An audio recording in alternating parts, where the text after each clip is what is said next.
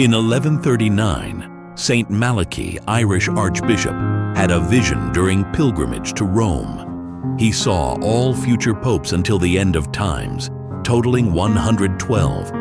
For each one, he received a short motto in Latin describing a distinctive characteristic, origin, coat of arms, name, or significant event of pontificate. The list was supposedly delivered to Pope Innocent II, archived in the Vatican, forgotten for 400 years, rediscovered in 1590, published by Benedictine monk Arnold de Wyon. Since then, each elected pope has been compared to the prophecy, and with disturbing precision, many mottos correspond perfectly. Urban VII, who reigned 13 days, received motto De Rore Caeli, from the dew of heaven. His coat of arms had rain. Pius XI, Fides Intrepida, intrepid faith, faced fascism and communism. John Paul II, De Labore Solis, from the labor of the sun, born during solar eclipse, buried during another. And now, Pope Francis, 112th on the list, possibly the last before Petrus Romanus, final pope who will see Rome destroyed and judgment of humanity. Divine prophecy or amplified coincidence? The precision is undeniable. The fear in the Vatican, palpable. The prophecy of Saint Malachy, officially called Prophetia Sancti Malachii de Summis Pontificibus, lists 112 mottos in Latin, each corresponding to a pope from Celestine II, 1143, to the final pope. Malachy of Armagh was a respected figure, friend of Saint Bernard of Clairvaux, known for prophetic gifts and miracles. According to tradition, during his visit to Rome in 1139, he had an ecstatic vision showing the complete succession of popes until the end of the Church. He wrote the mottos, delivered them to the Pope. The document was archived and forgotten. In 1590, Arnold de Wyon, Benedictine historian, published the prophecy in Lignum Vitae. It immediately caused sensation and controversy. Skeptics claimed Wyon fabricated the prophecy, using historical knowledge to create retroactively precise mottos until 1590, then vague ones for future popes. But defenders point out that post-1590 mottos also show impressive correspondences. Examples of precise correspondences are numerous. Ex Castro Tiberis, from the castle of the Tiber, Celestine II, born in Città di Castello, Tiber. De Rura Albo, from the white countryside, Adrian V, Cardinal of Albano. Alba means white. Aquila Rapax, rapacious eagle. Napoleon Bonaparte deposed Pius VI. The eagle was Napoleonic symbol. Lumen in Caelo, light in heaven. Leo XIII, coat of arms had comet. Ignis Ardens, burning fire. Pius X promoted ardent spiritual zeal. Religio depopulata, depopulated religion. Benedict XV reigned during First World War that devastated European Christianity.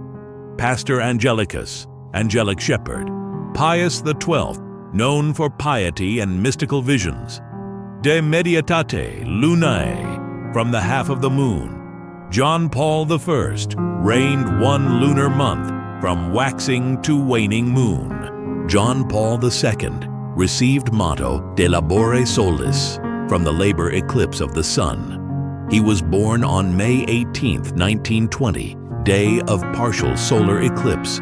He was buried on April 8, 2005, day of rare solar eclipse. His pontificate saw collapse of communism, tireless work traveling the world, 104 international trips. Sun as symbol of Christ. Solar labor as global evangelization. The correspondence is statistically unlikely to be coincidence. Benedict XVI, Gloria Olivae, glory of the olive. Olive is symbol of peace and Benedictines.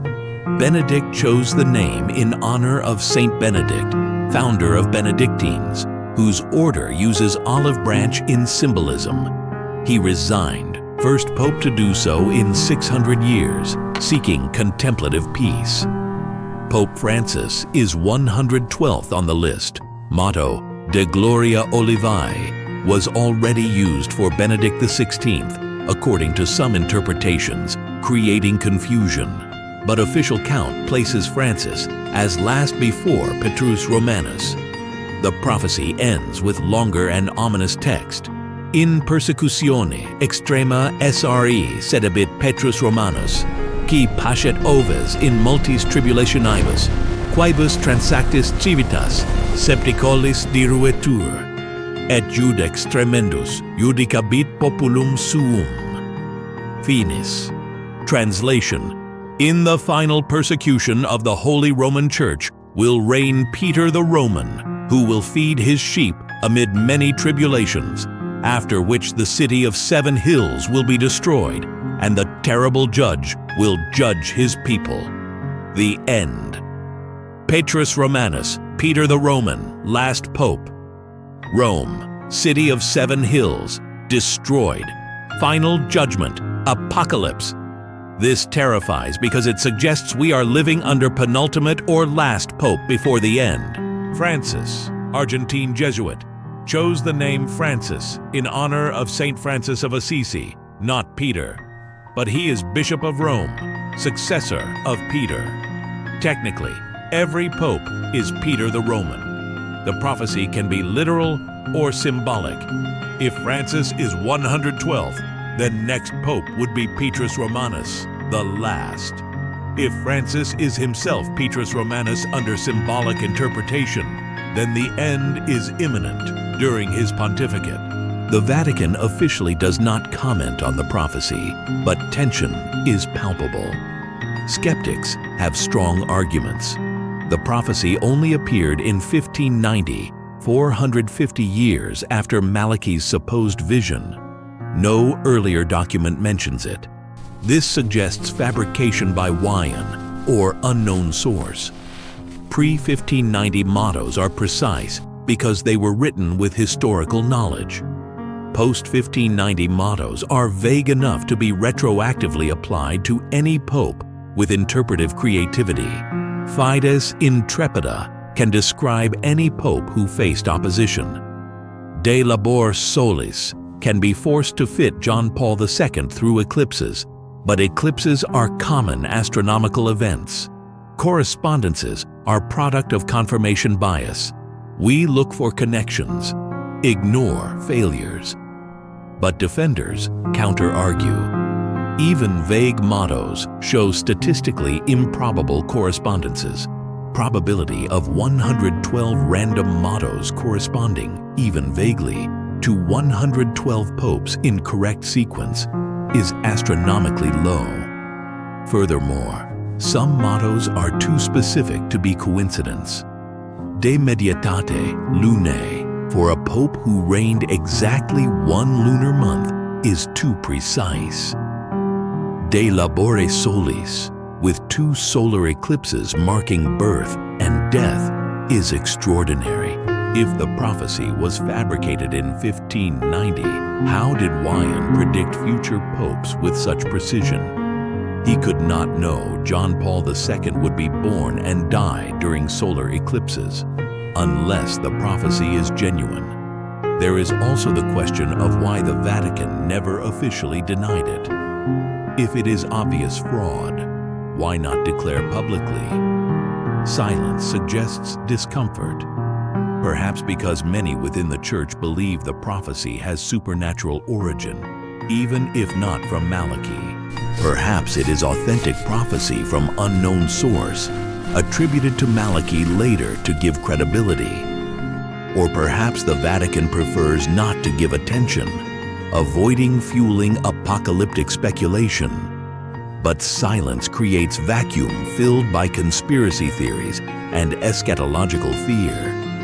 The election of each new pope is accompanied by analysis of the prophecy. When Benedict XVI resigned in 2013, unprecedented modern event, many saw it as sign of imminent end. Resignation was not foreseen, but fit into narrative of final tribulations. When Francis was elected, first Jesuit Pope, first from the Americas, first to choose the name Francis, analyses exploded. Some saw fulfillment of Saint Francis of Assisi's prophecies about final pope who would reform the Church. Others connected to Fatima, prophecies about apostasy. Francis became polarizing figure, loved by progressives, feared by conservatives who see him as deviating from tradition. This feeds narrative of final tribulation. Numerology also enters. Francis is 266th Pope in official count since St. Peter. 2 + 6 + 6 = 14. 1 + 4 = 5. 5 is number of grace and judgment in the Bible. He was elected on March 13, 2013. 130313. 13 is number of transformation and end of cycle. He is 88 years old in 2025. 8 is number of new beginning. 2 8s, double new beginning or end and restart. Numerology is pseudoscience, but believers see divine patterns. Combined with Malachy's prophecy, it creates atmosphere of apocalyptic expectation. Theologically, the idea of last pope connects to Catholic eschatology. Catechism teaches there will be final tribulation before second coming of Christ, that the Church will pass through final Passover, purification through trial. Revelation of John describes beast persecuting saints, Babylon falling, final judgment. Malachy's prophecy fits this framework. Petrus Romanus shepherds sheep during tribulations, Rome destroyed, judgment comes. This is not heresy, it is orthodox eschatology. Question is timing. Are we in that moment now? Is Francis prelude or protagonist of the end? Comparisons with other Catholic prophecies reinforce fear. Third Secret of Fatima speaks of Pope suffering, Church in crisis, apostasy. Our Lady of La Salette prophesied Rome would lose faith and become seat of Antichrist. Saint Francis of Assisi predicted non-canonically elected pope who would cause schism. All these prophecies converge in narrative of final papal crisis. Malachy adds chronology, 112 popes, then end. Francis is 112th. Convergence is terrifying for believers, but there is counting problem. Lists of popes vary depending on how anti-popes and short-reigning popes are counted. Some scholars argue Francis is 111th, not 112th, meaning there is still one pope before Petrus Romanus. Others say Benedict XVI, by not having died and maintaining title, Pope Emeritus still counts, creating unprecedented situation of 2 living popes fulfilling tribulation of confusion. Counting is debated, but does not resolve central mystery. Is the prophecy real? Psychologically, Malachy's prophecy works because humans seek patterns and meaning in chaos. History is unpredictable, but prophecy offers structure, chronology, sense that there is divine plan. Knowing we are possibly under last pope creates existential urgency. Time is running out. Repentance, conversion, preparation are necessary. This motivates faith, but also generates paralyzing fear. Prophecy can be self-fulfilling. If enough Catholics believe Francis is last pope, behaviors change, crises intensify, fulfilling prophecy through human action, not divine. The final question, is the prophecy of Saint Malachy genuine divine revelation, clever medieval fabrication, or something in between? If genuine, then we are living under last popes before apocalyptic events. Rome will be destroyed. Judgment will come. If fabrication, then it is testament to how humans project fears and hopes onto prophetic texts, finding patterns where none exist. But even skeptics admit correspondences are too impressive to ignore completely. Perhaps truth is in the middle. Prophecy contains genuine insights mixed with human interpretation and coincidence.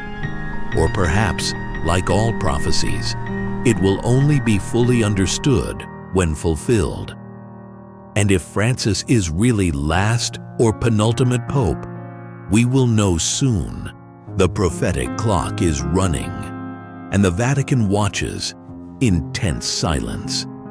If this mystery fascinated you, disturbed you, or made you question whether we are living in end times, leave your comment below. Subscribe to the channel for more investigations into apocalyptic prophecies and dark religious mysteries. Turn on notifications so you don't miss the next cases. And if you know someone interested in these topics, share this video. Thank you for watching. Until the next mystery.